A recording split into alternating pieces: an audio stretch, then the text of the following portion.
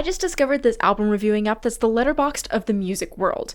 It's called Groooves, and since I've started using it, I've also started a re-listen of Taylor Swift's entire catalog. Today we're breaking down my reviews for each album and reviewing The Life of a Showgirl live. Welcome to the Music by Mads podcast, the music podcast for mainstream music lovers.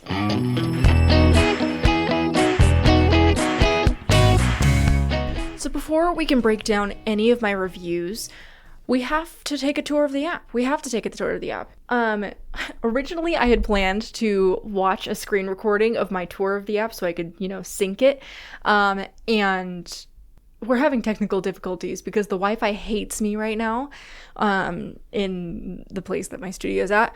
And so we're just going to try my best. I watched it back, the screen recording I have, and we're going to just try and sync it as best as we can later on. I just spit all over myself too.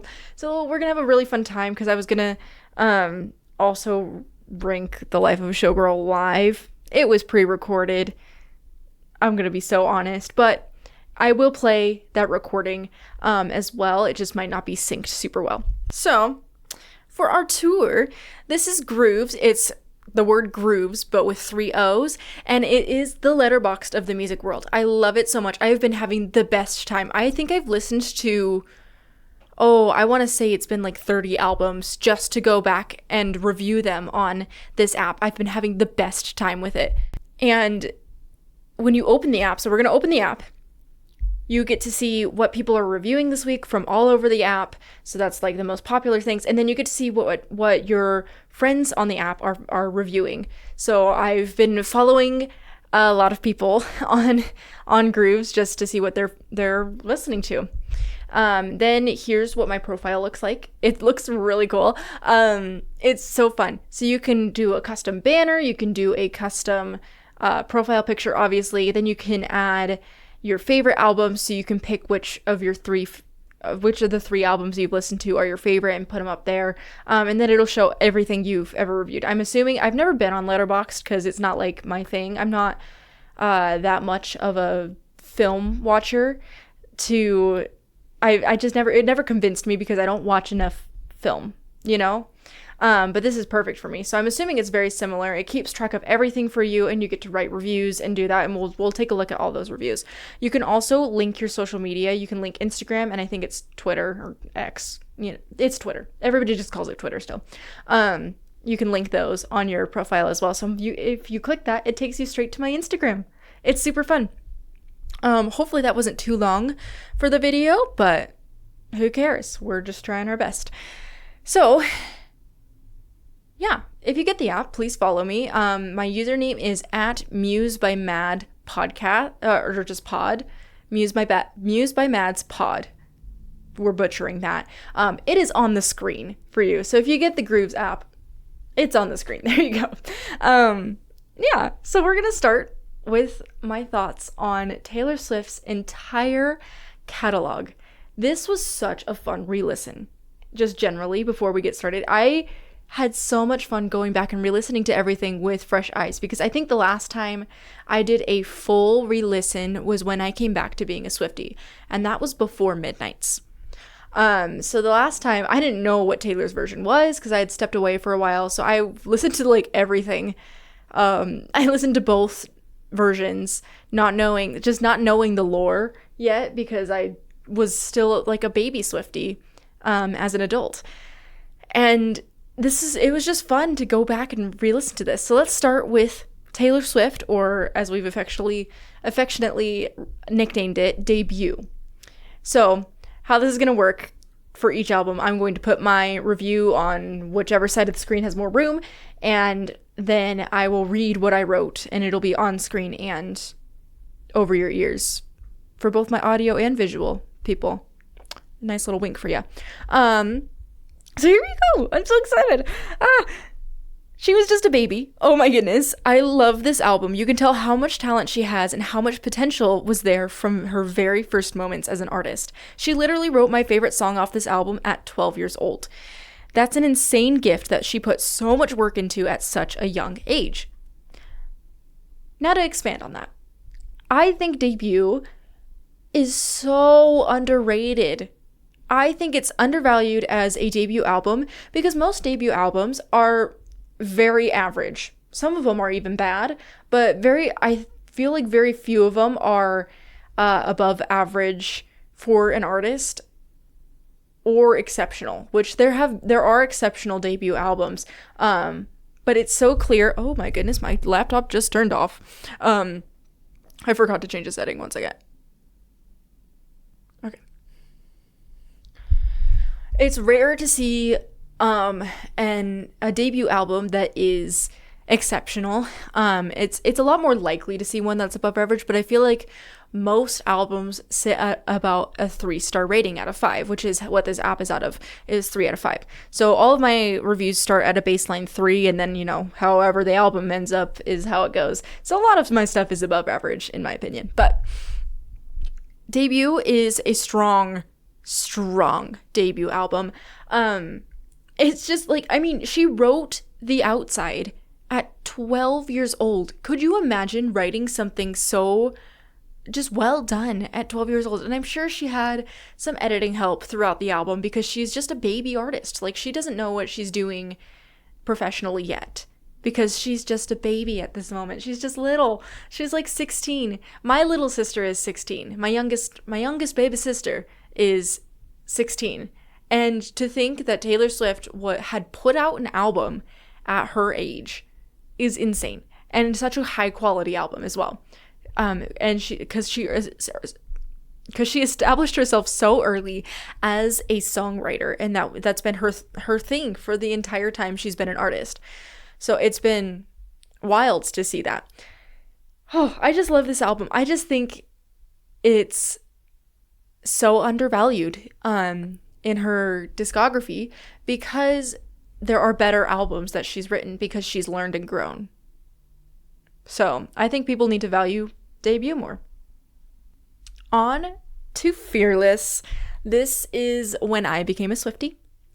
And yeah, for the review, so I should say this, all of my reviews are Taylor's version because that's the version I listened to, and then I just went back and looked at production differences because I wanted just to get the vault tracks in there easily without having to think about it. So all of my reviews are of Taylor's version. I did write reviews for the original version when I went back and listened to different production differences, because that's the biggest difference, is her voice and her production is just different because it's fresher, it's older, it's more mature in a lot of ways. So anyways, here's the review for Fearless. I feel like this is such a stupid way to introduce every single review, but here we go. There's a reason this album won Album of the Year when the OG version came out. I forgot how good this album was. I feel like with her earlier work, we forget how good each of these albums were.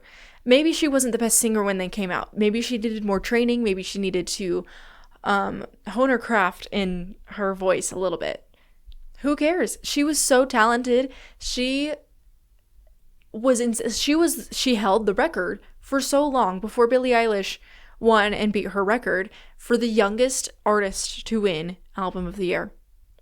So I feel like when people are going back and listening and praising her work, we are undervaluing her foundational years, specifically Debut through Speak Now. I feel like Red gets lots of love because of All Too Well. I feel like obviously 1989 gets a lot of love, and On. Everything else from Red and On gets a lot of love, but her foundational years through Debut and Speak Now need more love. I mean, there is a reason why she won Album of the Year. Fearless is an incredible album. She wrote so many amazing songs, and I feel like people forget that. And I think that's the theme through these first 3 albums. Undervalued. Yeah, I covered my bases on Fearless. Fearless is so cut and dry with the fact that it's a good album, especially for where she was in her career. She does have better albums, but it's only because she learned and grew. Learned and grow. 2 tenses. She learned and grew from where she had started. Speak Now. So for Speak Now, here's my review. This might be my favorite Taylor's version. Love almost all of the vault tracks. Sorry, Castle's crumbling. and no skips otherwise. A bit sad if this was a movie isn't on the track list, but I get the reasoning behind it, and I'm so happy a Taylor's version exists for it.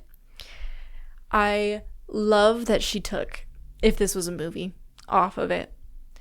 I miss it on Speak Now, but it's not that hard of a loss since she did record a Taylor's version of it. She wanted Speak Now to remain her only, like, one of her only completely self-written albums. And I love that she took it off for that reason. It gets to exist as a completely self-written album, whereas the original had that one song. So it's not that much different, but it's also way different at the same time. I think this album is undervalued, and I think of the first 3 albums, Speak Now is the most undervalued. It was undervalued at the Eras Tour, I can tell you that. It's such a beautiful, beautiful album. It is very much a coming of age album in a lot of ways. It's got, Never Grow Up Alone is such a coming of age thing where she's got this new perspective on life now that she is going out on her own for the first time really in her life. Like, she's been working for a few years now in the music industry, but this is when she moves out. This is when she lives on her own. She experiences life as a freshly young adult, still like a late teenager, but still a freshly young adult between her late like 18, 19-year-old years and then 20 and on. I think this is one of her best albums, especially from her early years, and I think it's highly undervalued. I think it should have won more Grammys than it did. I should have looked up, I can't remember how many off the top of my head that it won, but so phenomenal what she did with all of that. Okay, this is where I'm going to start getting hate for Red. Here we go on this review. It's longer. The ones where I have criticisms are way longer. This album as a whole is not my favorite, but there are so many lovely songs. The tracklist feels disjunct in between two genres, and it does not serve the album well. Overall, it's a good album, but I would not put it anywhere near her strongest album. This album gets 4 stars largely because this is one of her better vaults from the Taylor's version collection. I accidentally missed a word there. It saves this album in a lot of ways. So I gave the original Red 3.5 stars. I think the vault saves this album in a lot of ways when it comes to Taylor's version. Taylor's version is not as good production-wise. I think the production is better. Who knows what happened with Girl at Home? Like, I love both versions, but also why'd we switch it up so much? I don't know. It's so weird. I think this is her worst Taylor's version, and I think it is one of her worst albums as a whole. It is my criteria for when I'm reviewing these albums is I start at 3 stars. Every album starts at 3 stars. Fresh looks, whether it gets better or worse, is just fine. Most albums are just average. So I start at 3 stars. I think about genre. I think about production and how it sounds to my ears, which is subjective. Like, it's especially with these older albums, it is a sign of the times where how their production sounds. Is also a sign of budget. Because you can afford much better producers or much more experienced producers if you have a better budget. And that's what happened. That's what happened to Sabrina Carpenter, I'm noticing, as I'm re-listening to her entire catalog. Once she hits Short and Sweet, her production value went up like crazy because she had way more budget. And that's not to knock on the producers she was working with. She probably just was able to afford better producers, more experienced producers. Not necessarily better, but more experienced is what I'm trying to say. Production value, writing, like lyrics, but mostly genre is, I think, the biggest part. If it feels like it does not flow together, it is not going to get an extra star for that production, for that genre. And that's where I feel like Red sits. It does not sit in a good place in that regard. So that's your case. You can disagree with me. I don't care. 1989. It's not called the Pop Bible for nothing. Obviously, like, this one is so it's the pop Bible. Like it's one of the standard works of the pop Bible. I love this album. I forget how good this album is every time I listen to it, and then I'm sitting there in my bed or wherever I'm listening and I'm jamming out. I am dancing. I'm having the best time because this is such a fun album. I feel like people forget how fun some of these albums are because they just haven't re-listened to it in a while. This one is not the case. It sometimes happens for me because I favor her later work a lot in my personal taste, but man, like, give me 1989 any day when I want to just bop around and be happy and have fun. Hot take, I don't think the Taylor's version of this is terrible in any way, shape, or form. It is different, and I honestly think that it's better in some ways. I think it's much better than the original in a lot of ways. Her vocals are better. Some of the drum kit on Shake It Off is much roomier, and I kind of like how that sounds. I do miss some of the crispness. I wish they could have balance the roominess and the crispness better, but it's not bad. It's not bad. People kept saying it was terrible. It's just different, and I feel like people make those synonymous, where different equals bad for whatever reason. I don't know why. Now for Reputation, which is one of my personal favorites from her catalog. I place it very high up in my rankings. Here's my review on Grooves. They were kidding when they didn't nominate this album for any Grammys, right? Right? I am so shocked that they didn't nominate this for any Grammys. It is an incredible album, and I get the climate, the social climate at the time with everyone hating Taylor Swift, probably had a lot of influence in it because music is such a subjective thing, and anything we hear about any album, any body of art, any person creating art is going to influence how we think about it, whether we want to or not. It is inevitable because art is subjective. There are certain objective things you can measure about it, like how well it sits in between two genres. Like, does it fit into a genre well enough? Like, can it be varied enough? Are the lyrics poorly written? Are they well-written verse? Which is also a little bit subjective, but it's a little more objective. Music theory is pretty objective. Like, are they following the rules? Does it sound good musically? But anything else about art, whether we like it or not, is subjective. I also know that everyone is still clamoring for the vault tracks of Taylor's version, but I really think this album this era cannot be replicated in any way, shape, or form. It's the sheer anger behind half of these tracks could not be replicated at all. It's so singular to its era. It can't be replicated, and I'm glad we never got the Taylor's version. I wanted it, but listening back to this one, it's just, you can't replicate that. It would feel flat. It would feel awful. It wouldn't feel great. And I think Taylor knew that when she was trying to, so she just didn't put it out because even though people wanted it, it wasn't right. There's also lots of anxieties behind these love songs that I didn't catch the first time. And I made a video about it on my Instagram. Yeah, I talk about different things on my Instagram versus my episodes, so you should go make sure you're following both. It's just, there's lots of anxiety sitting behind it, and I talk about that more in depth, so you should go watch that on my Instagram. It's on my YouTube as well, and Facebook. It's on all three. All of my things sit on all three. Oh, sorry. Yeah. I also apologize for my voice. My acid reflux has been really bad, and so my voice is weak. Lover. This is going to be a longer episode than I was expecting, but Lover, here we go. I really enjoy this album. It's definitely not her best. The sound is all over the place, pulling in elements of jazz, lots of synth pop, and country. Great songs, weak album.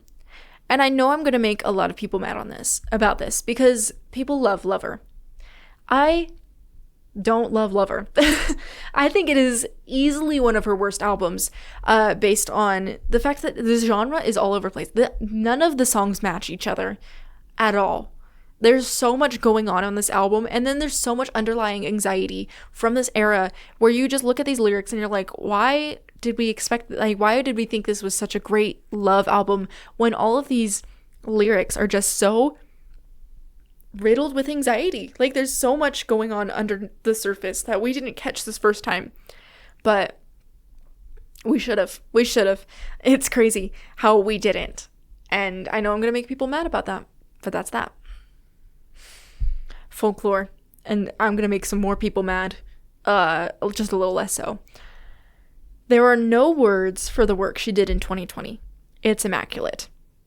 That's not the part that's going to make you mad. That's my actual review. I gave it 4.5 stars. I think it's a fantastic album. I think it is incredibly well written. I think it's glazed way too much. I think people ignore better written albums in favor of folklore, and I'm going to talk about those albums because I think they come after folklore. Folklore is the start of an incredible album run. I'm not saying this album isn't incredible. I think there are better, and that is also a subjective take. So, I mean, you can disagree with me and you can think that folklore is better than other albums, but I do not think it's better. It is an incredible album, but there are better. There are. And speaking of albums I think are better than folklore, Evermore, possibly the best album she's ever written. It doesn't get enough credit and is constantly overshadowed by folklore. It's time to give Evermore its flowers. It really deserves more flowers.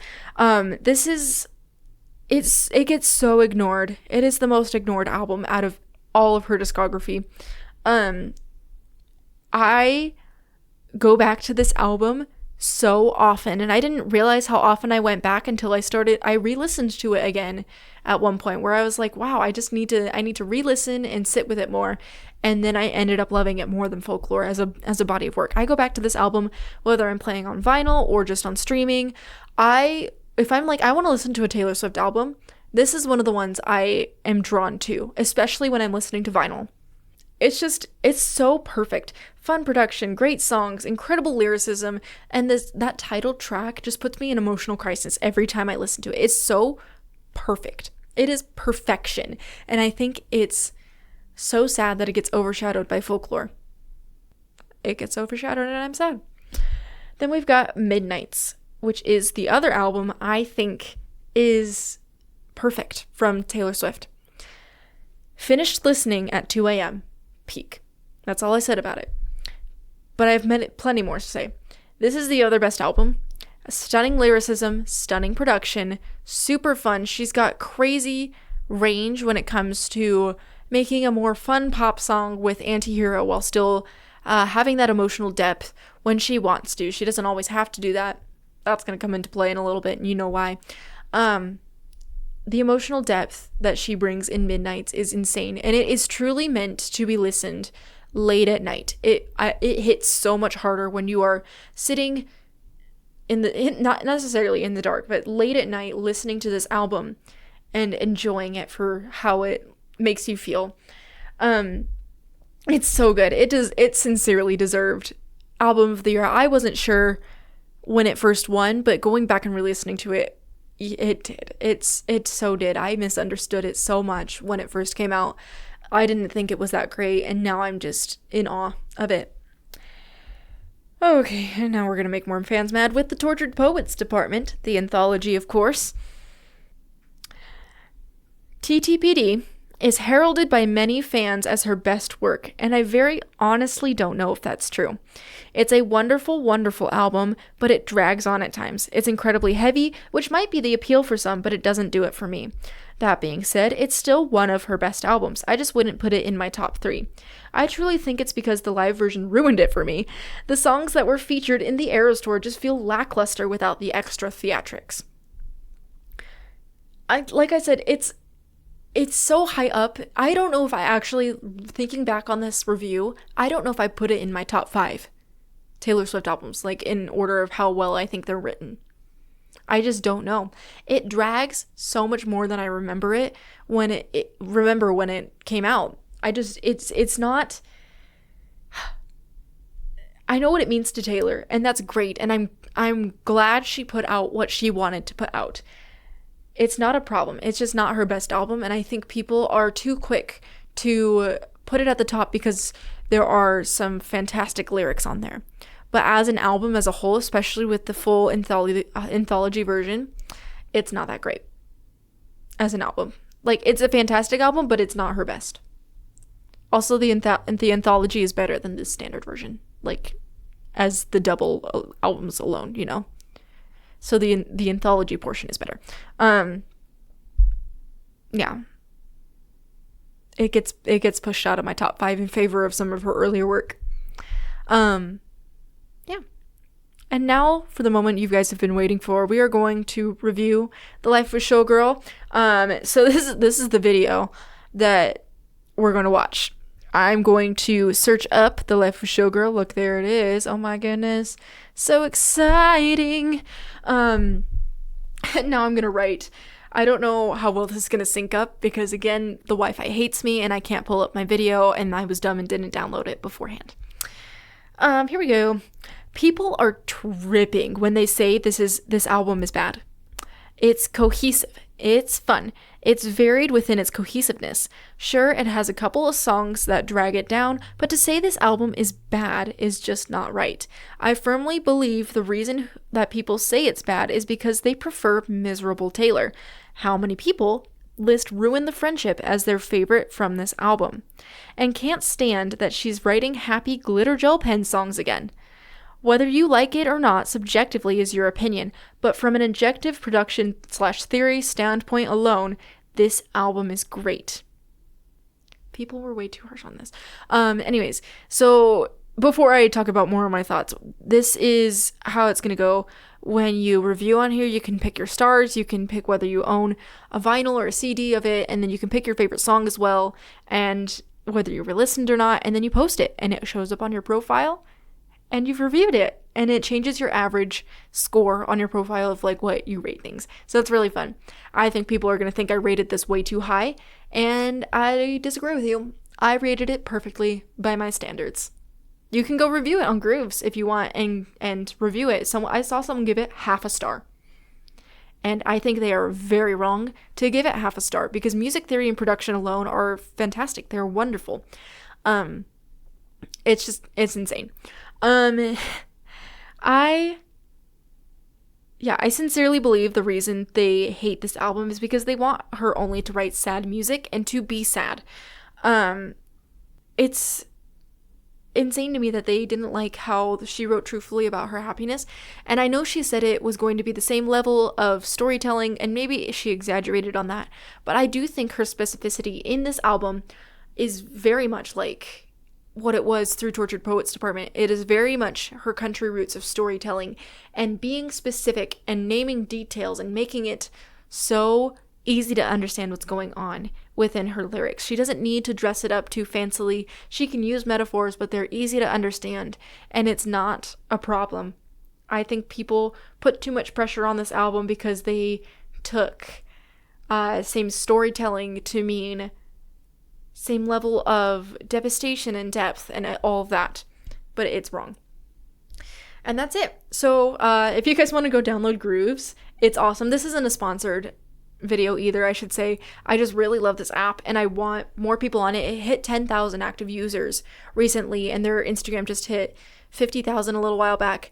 And it's just a fantastic album, and I think people should, a fantastic app, and people should use it because it's perfect for people like me who aren't big into watching films the way that people on Letterboxd are, but are big into listening to music the way that people on Letterboxd would watch movies. You know, like it's the Letterboxd for music lovers, and I think people should be able to do that.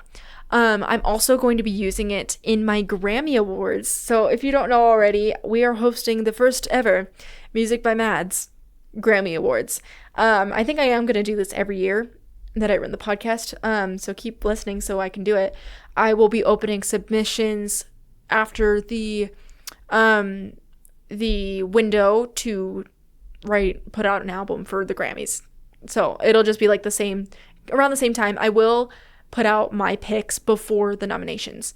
So we'll have more details on that later and you'll get to put in your own albums. So I will be using Grooves to review every single one of the albums I listen to for these categories. So go get on it so you can follow along for that. And I'll see you guys next week.